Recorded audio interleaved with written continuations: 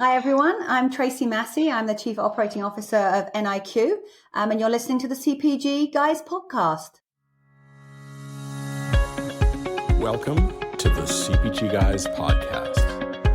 Your hosts, Shri Rajagopalan and Peter V.S. Bond, explore how brands and retailers engage consumers in an increasingly digitally driven world. And now, here are the CPG Guys. Hello and welcome to this episode of the CPG Guys. I'm of course Shri, co-founder and co-host of the CPG Guys and co-founder and partner of Think Blue Consulting. As builders, connectors, and amplifiers, we shape the future of commerce to drive your growth. Please do listen to my older daughter Ria Raj's music, www.riaraj.com, and a new song, Hot Couture, has just been released. And my younger daughter Lara Raj is a member of the Geffen Records Universal Music Group Cat's Eye. The hit song Touch is now nominated for 2 iHeart Music Awards, and they've crossed 250 million streams officially. Joining me today is, of course, my fellow co-founder, Peter V.S. Bond. When he's not co-hosting this podcast, he serves as Head of Industry and Client Engagement at Flywheel, the e-commerce acceleration division of Omnicom. Mr. Bond, Shop Talk beckons. You ready for it? You know, a party will be FOMO for those who can't go and must attend, kind of the hottest party at Shop Talk. You ready, man? Yeah, Shri, I've been testing out these new Ray-Ban Meta glasses, taking photos. My daughter's obsessed with it more than I am, so they'll be useful as we're walking around the show floor. You know us always having to geek out on the latest technology. But I'm looking forward to Shop Talk. It's great to get together with all of our friends and the people we know from the industry. We're doing the kickoff party and couple of other things going on. It should be a terrific time in Las Vegas. How you doing? You know, speaking of FOMO, at the time of this recording, I don't have those glasses yet. They've been sitting in your home for 10 days. That's serious FOMO. So I can't wait to get together next week as we go to Cornell and get those glasses from you. But before we get to our guests, we want to ask you to consider following us on Apple Podcasts and give us a rating, which actually helps us know how we're doing and whether we're having the right conversations with the right guests. So now let's get to the main event. This episode, of course, is part of our March Women's Leadership Month here on the CPG Guys. In Women's Leader Month, you will actually hear directly from the amazing female leaders that have helped shape both the CPG industry and the omnichannel retail business. And our guest today is one such leader who has certainly shaped the industry, and someone who spent a career in CPG both on the pet side and the confectionery side. Please join us in welcoming Tracey Massey, Chief Operating Officer of NielsenIQ, to the show. Tracey, welcome to the CPG Guys. How you doing? Yeah, I'm good. It's great to be here. Thank you. Tracey, before we get started with our Q&A segment here, can you give us a quick overview of NielsenIQ and your role there? You know, this is a short, quick overview for our audience. Yeah, so NielsenIQ is the largest consumer intelligence company in the world. We're in 90 countries.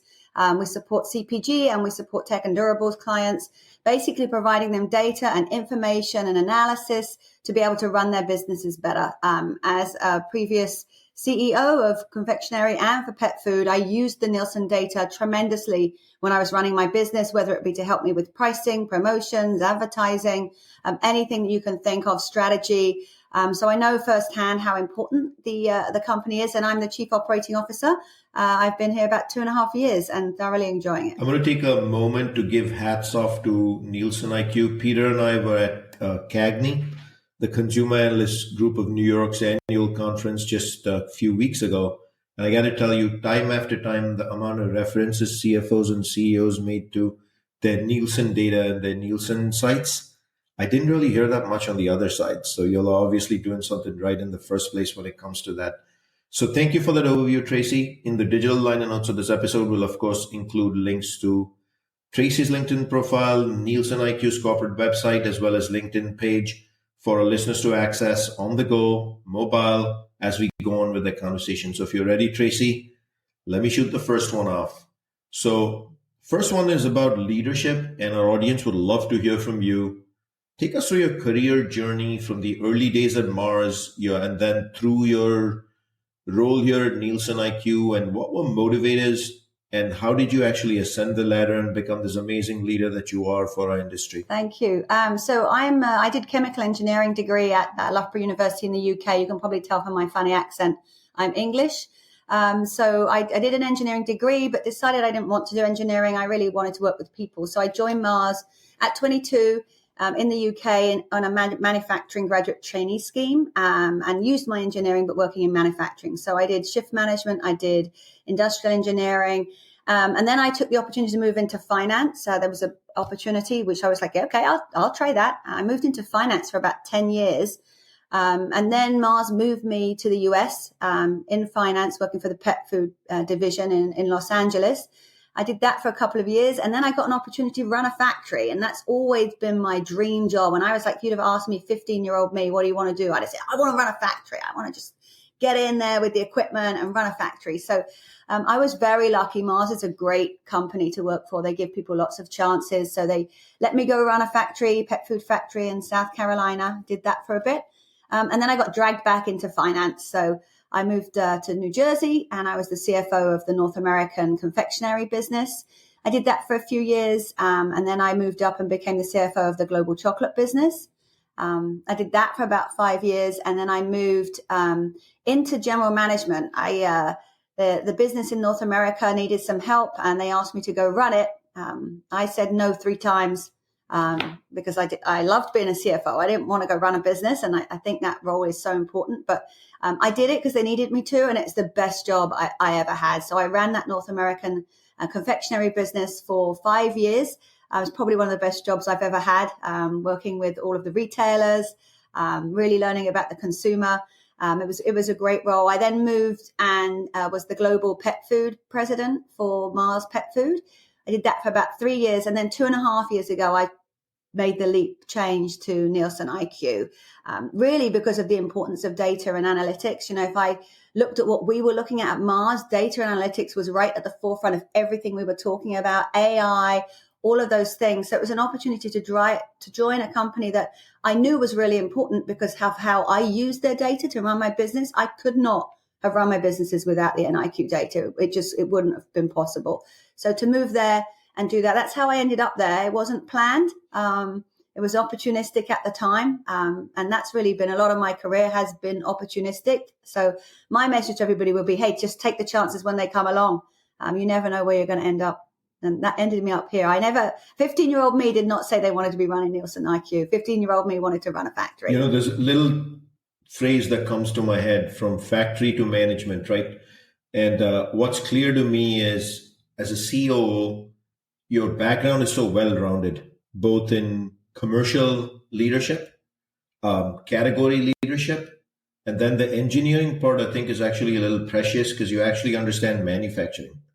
And for the clients you serve, which are both CPG providers as well as retailers, having a knowledge of how they make things is precious as well, whether it be private label or actual CPG brands. So pretty early start here on the CPG Guys, this episode on, if you want to make it up top, well-rounded backgrounds are a must-have. Peter? Tracey, welcome to the podcast. You know, at 15, I knew one day I wanted to launch a podcast with this gruffy old guy. I don't know how, they didn't even have podcasts when I was 15, but I knew. I definitely didn't have. Did they even have cell phones, Peter, when you were 15? I don't. They didn't when I was. No, I don't think they did. No, not when I was. But listen, Tracey, thanks so much for taking time out of your day to speak with us today.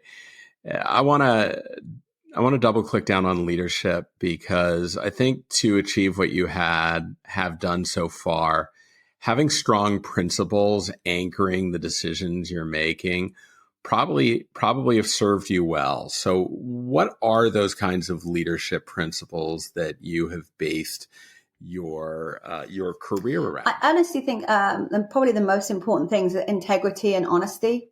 If you're making the right decision for the business, you're probably making the right decision, not for yourself or for anything else. And what's really important to me is treating other people well. I'm a people leader. That's what I love to spend my time with, is developing and working with people. If you treat other people well, you will make amazing things happen. And I'm not saying don't be tough on performance. I'm extremely tough on performance if you ask my team, but be kind to the person. You can be tough on performance and kind to the person at the same time. And if you put your energy into your team and your people, they're the ones that drive the business. Treat them well and, push them. Don't get me wrong, push them, but treat them properly, and they'll respect you. They'll work for you. They'll go up mountains for you. And that for me is probably the most important thing. Just to follow up on that one, Tracey, before I hop to the next one, authenticity. Much has been said about authenticity over the last 10 years. You have to bring your whole self. You got to be who you are. What's the importance of authenticity? And then do you bring that authentic self, yourself, every day to Nielsen IQ? Yeah, I think it's critical. People need to know who you are as a leader. And if they don't trust you, if you're not authentic, people won't trust you. If they don't trust you, they won't bring their best selves to work. So for me, it's important. I'm just me. I grew up in a manufacturing environment, in a company that has very strong principles about equality, treating everybody the same, and making decisions with the right thing in mind. So I think it's critical. And people can see through it if you're not. So it's when people say, "Oh yeah, I'm really authentic," and the audience is going, "Yeah, right." They can see through it. So just be yourself. And be the best that you can be. So true. So true. Peter, are you and I authentic? What do you think to our audience? I think we lay it out all out on the table, Sri. We talk about all the ups and downs in our lives, our family foibles, and everything. I'm pretty sure. You forget the Yankees and the Dodgers, and of course. Oh yeah, we're pretty honest about that. For those of you who haven't picked it up already, we put out a summary of CAGNY. We did daily coverage. We were about as authentic as we can, straight from the boardroom. But all that said, Tracey, there's absolutely no one better than you to weigh in on what's motivating consumers globally. We just came back from CAGNY. Leader after leader said there's no growth left, maybe with the exception of Coca-Cola and McCormick for obvious reasons. What trends are you seeing from consumers that are impacting how they shop? Yeah, we've just released our 2025 Consumer Outlook Report. So it's a good read. I'll give you a few headlines, but it's a really good read for anybody who wants to understand more about how the consumer's feeling. For sure, their concerns still. The biggest concerns are global food prices rising. That's about a third of the concerns. Climate change is in there. It's about the fourth one, because we are seeing just so many issues, whether it be hurricanes, floods, fires, and that's on consumers' minds. But the biggest ones are increasing food prices, increasing utility prices, and the threat of an economic downturn. So they are still holding back. They're being cautious with their spending.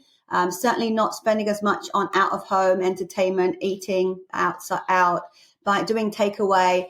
They are still spending on inside entertainment and using things at home. So I would say they're cautious. Inflation is dropping. Prices aren't rising as far. Most of them are saying they would use private label if it was cheaper.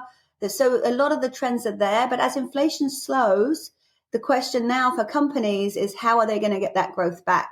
And the ones that are doing well, like Coca-Cola, have got fantastic innovation.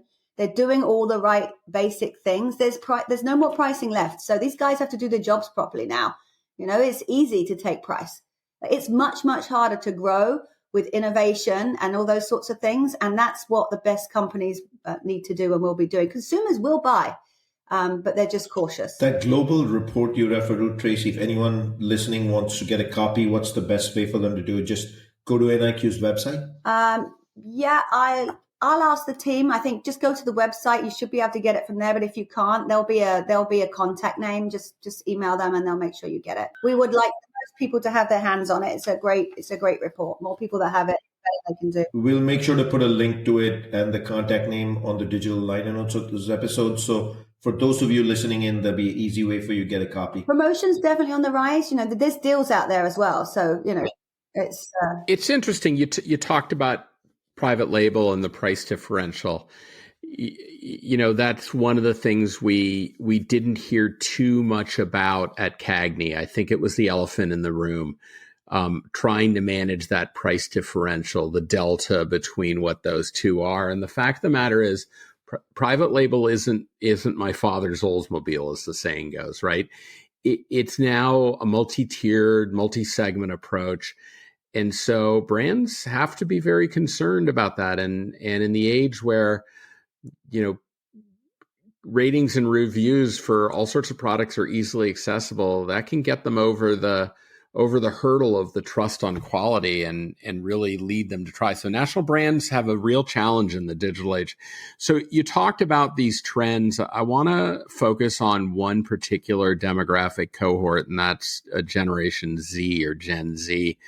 That seems to be where the advertisers are focusing their attention and the buying power. I kind of still think even us Gen Xers have some good, strong buying power, but they seem to want to skip right past the millennials and onto the Gen Z. So what are you seeing different among Gen Z consumers that you think that our audience should be paying attention to, Tracey? Yeah, so I'll give you a similar opportunity to get an in-depth report, and then I'll hit the high points. So we worked with World Data Lab to issue Spend Z that goes into a lot of detail about Gen Zers. So let's do that again, and put the link on there and the number, the email, contact, so that people can get that. But people are focusing on them because they are going to be by far the largest spenders. They'll be the largest spend group.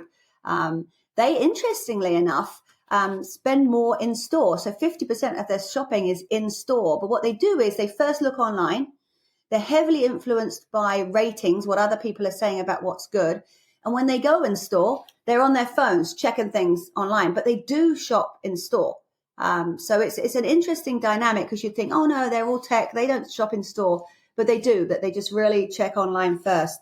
They're very authentic. Health and wellness is very important. Companies doing the right thing is very important. So getting that brand message that shows that and it's got to be an authentic one. You talked about authenticity and leadership. It can't just be we do this sustainable and stick a label on it. They check. They look at what you're saying. They go to your website and they check whether you're telling the truth. So don't think you're going to pull the wool over their eyes, but do make sure your brand is contemporary and is meeting them where it's important, because they are going to be the ones with the spending power. They're going to be critical. One thing that comes to the top of my mind when you speak to Gen Z and spending power, etc., there's a common notion that they're all online and that's why they shop. But I think you're dispelling a little or debunking that myth. Did I hear you say that majority of their dollars, 50% plus, is actually in store? Yeah, 50% is in store, but they do go online first. So they'll go online. They'll look at what they want to buy. They'll look at the reviews. That will heavily influence what they're going to do. And then 50% of the time they'll go in store. So they are heavy omni shopper.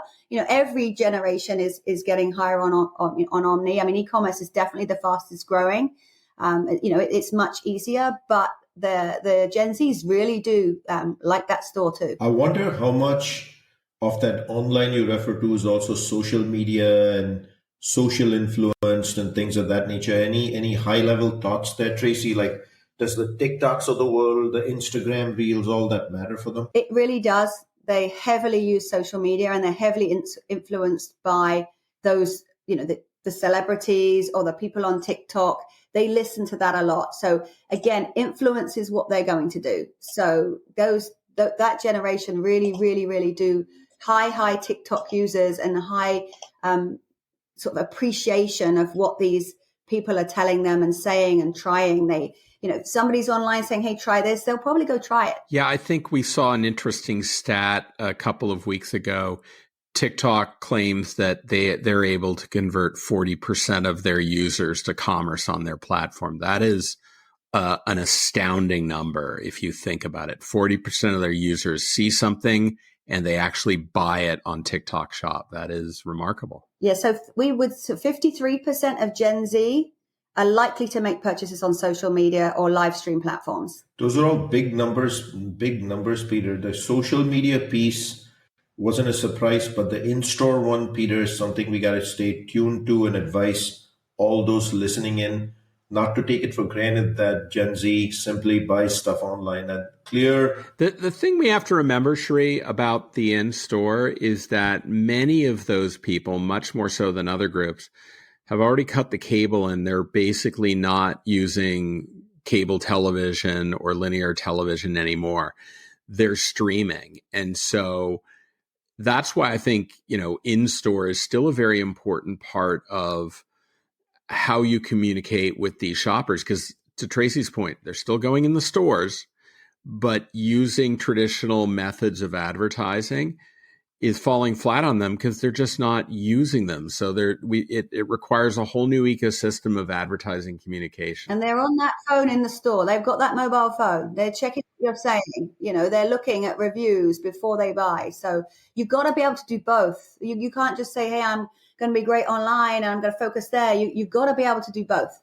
As we mentioned, Tracey, will make sure to include the link to the report in the digital liner notes of this episode. Of course, on the CPG Guys, we've actually featured Marta Cyan Bowles, who actually came on the show and talked about the Gen Z report. I think it's been a few months.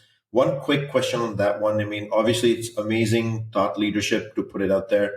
How often can listeners kind of anticipate updates on big topics like that? Is it typically annually? We regularly posting things. I would say probably maybe an annual update on something like a Gen Z, but every few months there'll be something coming out from us on thought leadership, different topics depending on what's going on in the world. But we see it as our role to educate and help people understand what's going on.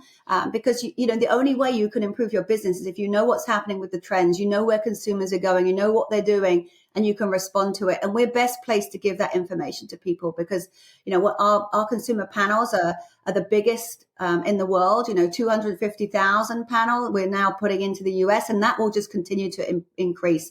So that type of knowledge and analysis and data on what consumers are thinking and feeling is so important to a marketeer or a CEO. It's critical. So you'll continue to see that from us regularly. So true. A reminder to audience that we're speaking with Tracey Massey, COO of NielsenIQ. So it's not just consumers that are wrestling with a lot of change. Given your work with the largest retailers and CPG brands and manufacturers around the world, what are all the shifts you'd like to highlight here that the brands are actually seeing and therefore being impacted by? Yeah, so what the one we just talked about earlier was private label. So if you think about private label, it was really increasing in its sales rate and becoming a bit of distraction that everybody was focused on. Then COVID hit and that stopped, largely because it was hard to get supply. So, the brands were the biggest manufacturers. They had the best supply chain. It was hard to keep things on shelf. So private label really sort of stopped for a while. And I don't know whether they got complacent or they just weren't as attuned to it. And now with the inflation from the brands being so high, people are now going back to private label. So it was like a trend, then it flattened, and now it's a trend again. And I think some of them are caught off guard. For sure, during COVID, pricing was a big lever. No volume growth. People were really struggling for volume growth, but now the pricing's come off. What they're really focused on is volume growth, and innovation is the game. You've really got to be good at innovation. That we're helping most of the top manufacturers. Our BASES reports is what helps them to say, will your innovation work? Will consumers like it? Is it priced right? Is it advertised right? That's really, really important. But the name of the game now is going to be innovation, and the ones that win it are going to be the ones that win. I think also just this readiness for AI. It's becoming more and more important, and they all need to be on top of it. They all need to be making sure that they understand the impact of AI, how consumers are using it. A very large percentage of consumers are saying, hey, I would take a suggestion from your AI person. People trust this AI. They're not saying, oh my God, that's terrible. 40% of people are saying they would leverage AI to make their purchase decisions. So for both retailers and brands, that's really, really important. And I think the other big one is just the increase in use of these GLP-1 drugs. 31% of global consumers are likely to use medication to help with their weight control. And that's going to impact. Whoa, Tracey, can you give that number again one more time? 31% of global consumers are likely to use a medication or drug to support weight loss. It's interesting because one of the things that Sheree and I were trying to pay attention to at CAGNY was the mention of GLP-1. And sadly, only two to our recollection actually mentioned it. There was one that did a really good job and even are starting to tag their items as being high in protein, which is good for a GLP-1 diet. But most of them just didn't want to talk about it because it seems to us they were using the excuse of GLP-1s for why they were seeing volume declines in the past. And that's now not really a convenient argument. And so it seems like they're in a bit of a pickle here, but we agree with you. We think it has transformational effect. They've gotta take notice of it, and they've gotta come with a solution. Like, to just stick your head in the sand, it's not gonna work. Well, it seems to be the approach on volume. It seems to be the approach on private label. It's like the trifecta there. But anyhow, we'll leave that for. Well, wait a minute, Peter. Nielsen IQ is in the house at many of these large brands and retailers. Walk over to your Nielsen IQ client service leader and ask for help. Absolutely. If I'm a brand person or I'm in analytics at a major brand, I'm looking to Nielsen IQ to help me understand some of these trends and the impact. So when you opened up, Tracey, you made mention of the fact that Nielsen IQ is the world's largest consumer intelligence provider. I want you to try and open up the hood and show us in so many words, why is it so important what you do to help the industry run and actually thrive? What are the components that really drive brands' ability to succeed and grow? So we have like two parts to what we do. The first part is measuring what people are actually doing. We know who's buying what price, where they're buying it, all of that. And then the second piece is what they're doing and why they're doing. What are they thinking? What are they feeling? And you have to get both. It's much better off to get both from us. We're really the only ones that do both. Most people, they'll either tell you what they're doing or they'll tell you why they're doing it. If you can bring the two together and match them, which is what we do, that's where the real power is. And then, of course, we can do it across the world because consumers are different in different parts of the world and trends move. So you don't want to be sat in the US thinking, oh, well, I just have to worry about my trends. No, know what's coming from Europe, know what's coming from China. That will help you be better, ready for any trends that move, because they do move. They're moving a lot faster now than they used to. But what we're able to do then is help people maximize their budget. So let's say your trade spend. We can help you understand, is your promotion working or not? Now volume's down.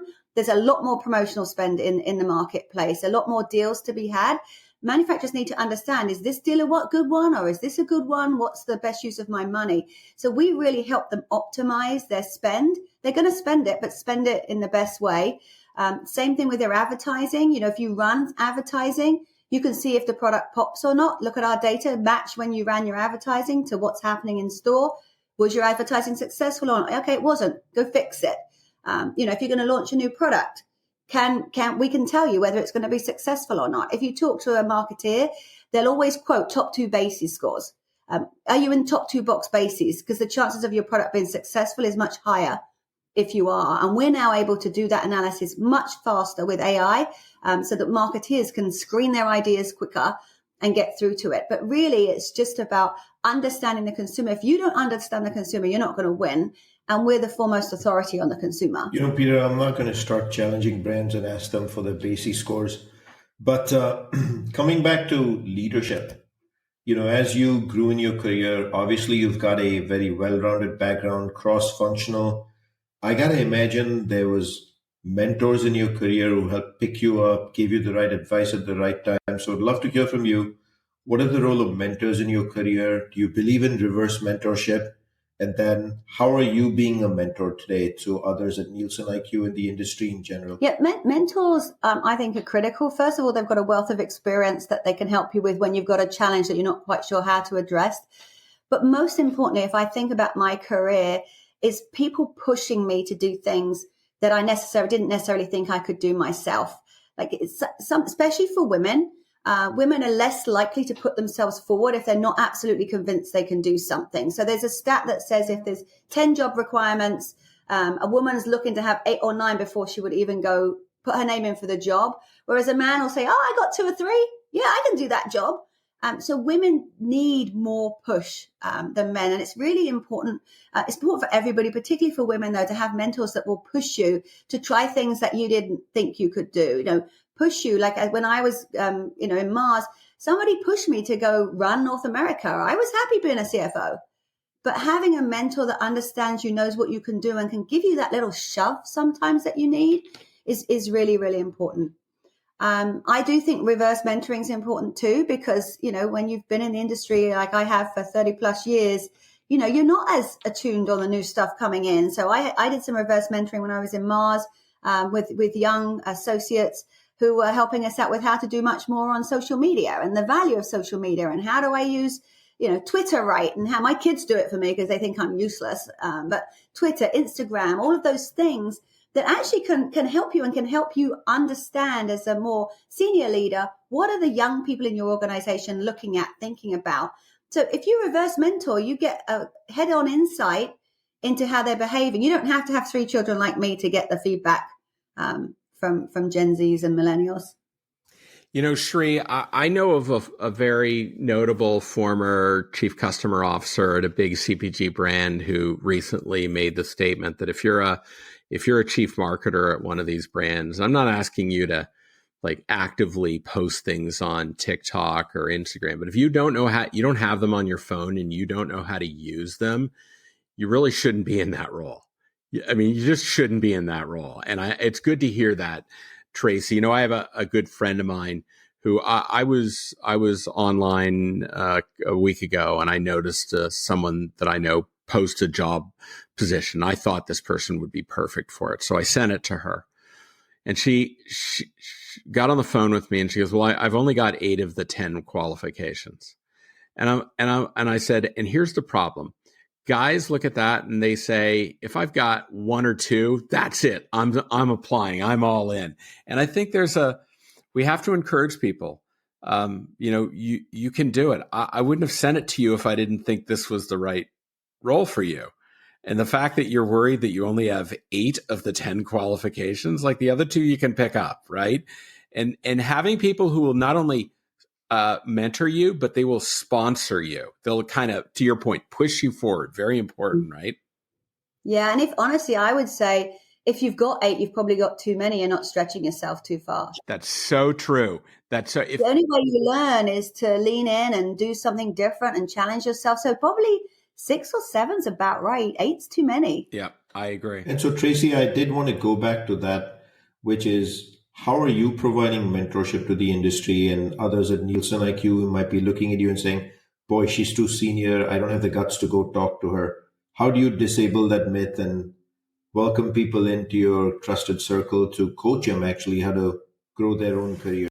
So I do a lot of panels and a lot of video calls with my teams at work, where they can I'll talk through my career and they can ask questions. It's asking questions I prefer than, it's really good for people to be able to just ask you anything. And when they ask you and you're honest, like I made a ton of mistakes in my career, making people realize that you're normal. And I've learned, I've made mistakes. It's okay to make mistakes. Actually, it's the best way that you learn. And when you see that the person at the top has done it and is still at the top, it's like, okay, it's worth it. I had some scary points in my career when, I can remember sitting at the breakfast table when I decided to move and run that factory and going, oh my God, what have I done? Like, there's no way I can do this. I have got no experience. How the hell am I going to do this job? This was a really stupid thing to do. I talked myself into the job and then I got there and it was like, oh, but I had a really good team. Excellent team, very good technical team. And my job was to lead that team, not to know everything about that factory in minute detail. So I'll be honest, that probably the biggest mistake I've done and that I feel bad about in my career is the first 15 years, I never joined any women's groups. I was very much about, I need to be as good as the men. I refuse to say that I'm different. I'm going to be as good as the men and I'm not joining those stupid women's groups. And in the last 15 years, I've completely changed because I've realized the power of women being able to talk to each other, to talk about the things that they're worried about, to get advice, to get counsel from another woman who's been there and can say, hey, you know what? It does suck when you turn up at the school playground and everybody's made these wonderful cakes and baked them and you've got your Walmart bag of cookies, because you haven't got time to bake. You are going to get people look down their nose at you. Who cares?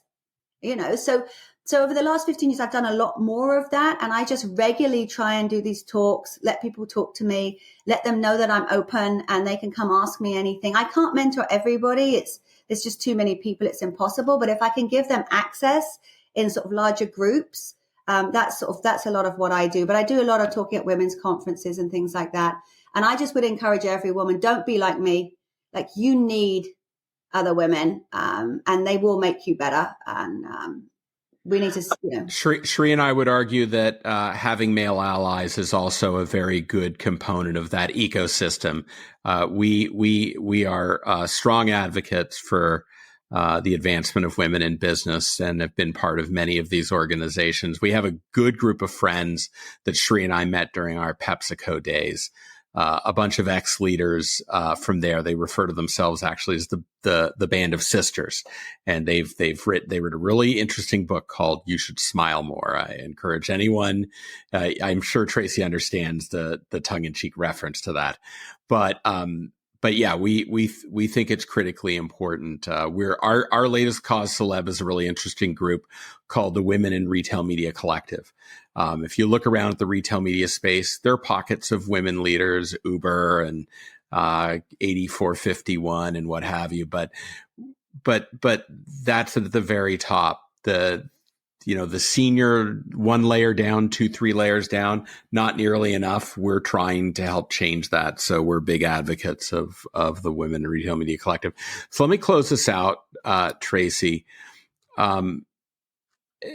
Getting back to thinking about advice for people who would like to get in, because you moved from, I won't say that you weren't in data and analytics in your roles at Mars, but in moving over to NielsenIQ, it became a singular focus of the business that you were in. What do you say to people who want to pursue this type of a career choice? What should they be thinking about? What opportunities should they be pursuing? Well, first of all, I would say join NielsenIQ because it's the best place to learn.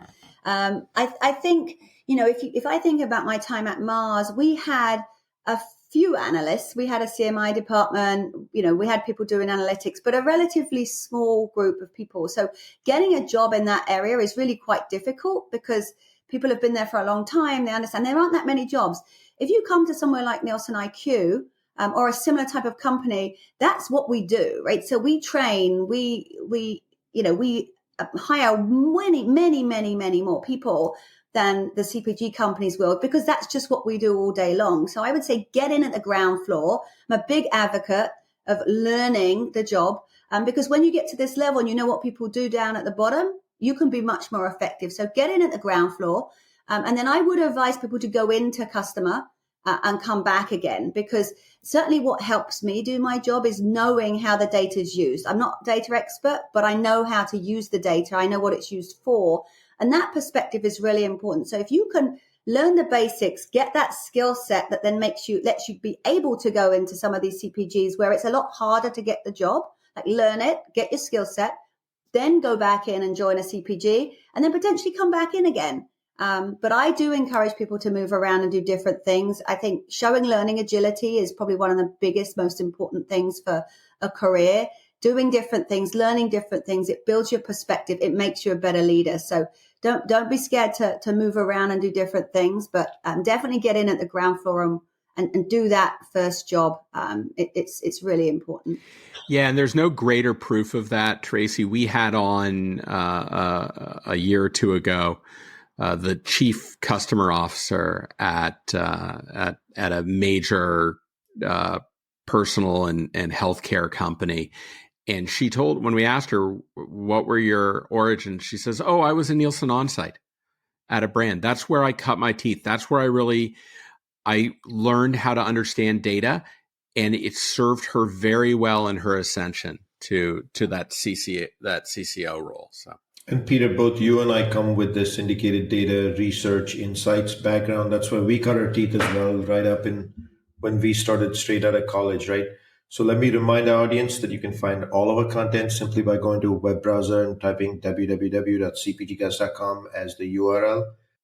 To our LinkedIn followers, I can't say thank you enough times coming to our parties, coming to our hosted dinners, listening to us on stage, listening to us at fireside chats, following the show, following our podcast, and for the unbelievable love you show Peter and me on the CPG Guys episode after episode and for all the downloads. While it's a pleasure to be up top as the leader of the CPG industry in podcasts, we know it's a responsibility we owe you. And that's why we talk to the best of the best in the industry, and one such leader, best of the best. Speaking of which, Women's Month 2025, Tracey, we want to thank you from the bottom of our heart for making time and joining us on the show today. You're welcome. Thank you for having me. What a fabulous conversation with Tracey Massey over here. And to me, Peter, one of the most important things she spoke to, this is Women's Month. She pointed out very clearly early in her career, she hadn't really spent time engaging on women's networks or uplifting other women. But the second half of her career, that's what she's been doing. So I want to stress the importance of that, right?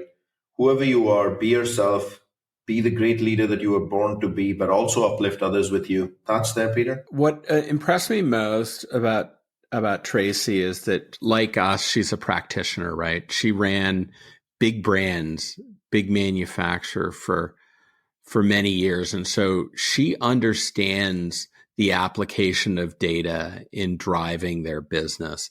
And so I think she brought a tremendous amount of that experience with her. But I also like the fact that, like, a couple of the senior leaders that we've seen, and I'll say this too, Sri, more often women than men are the ones that will put aside their ego and bring in a junior level person and say, listen, I don't understand how this TikTok thing works.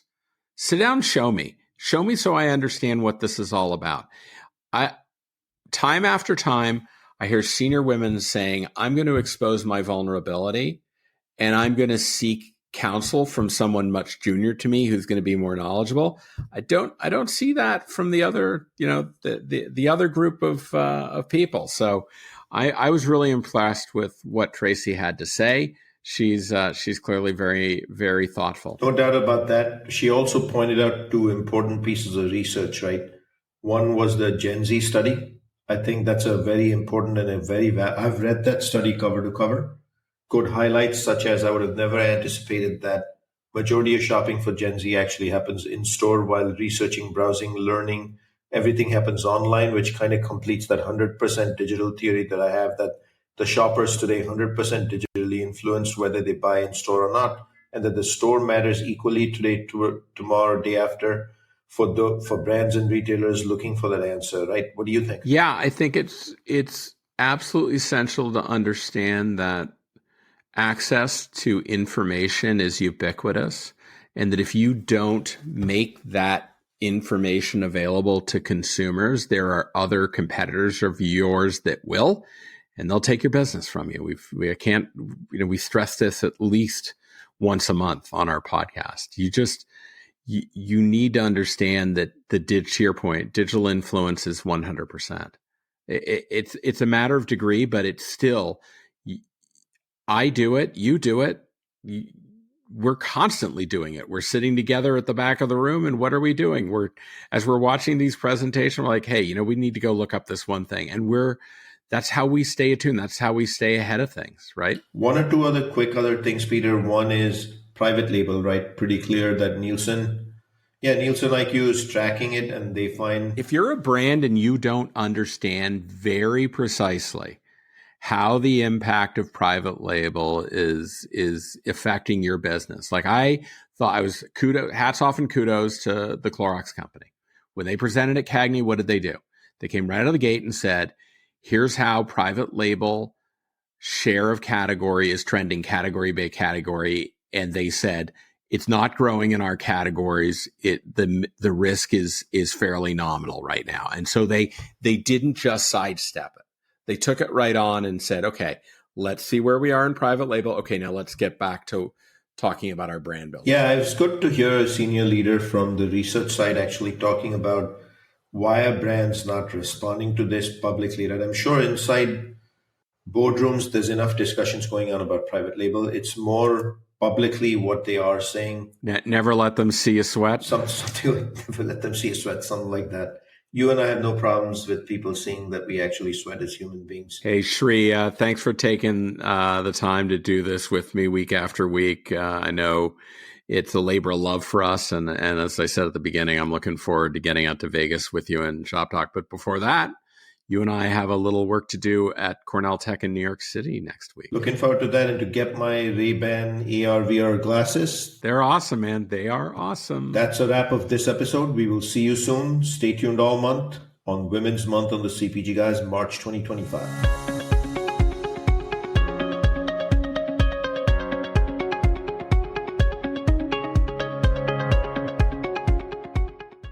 content in this podcast episode is provided for general informational purposes only. By listening to our episode, you understand that no information contained in this episode should be construed as advice from CPG Guys, LLC, or the individual author, hosts, or guests, nor is it intended to be a substitute for research on any subject matter. Reference to any specific product or entity does not constitute an endorsement or recommendation by CPG Guys, LLC. The views expressed by guests are their own, and their appearance on the program does not imply an endorsement of them or any entity they represent. The views expressed by CPG Guys, LLC do not represent the views of their employers or the entity they represent. CPG Guys, LLC expressly disclaims any and all liability or responsibility for any direct, indirect, incidental, special, consequential, or other damages arising out of any individual's use of, reference to, or inability to use this podcast or the information we present in this podcast.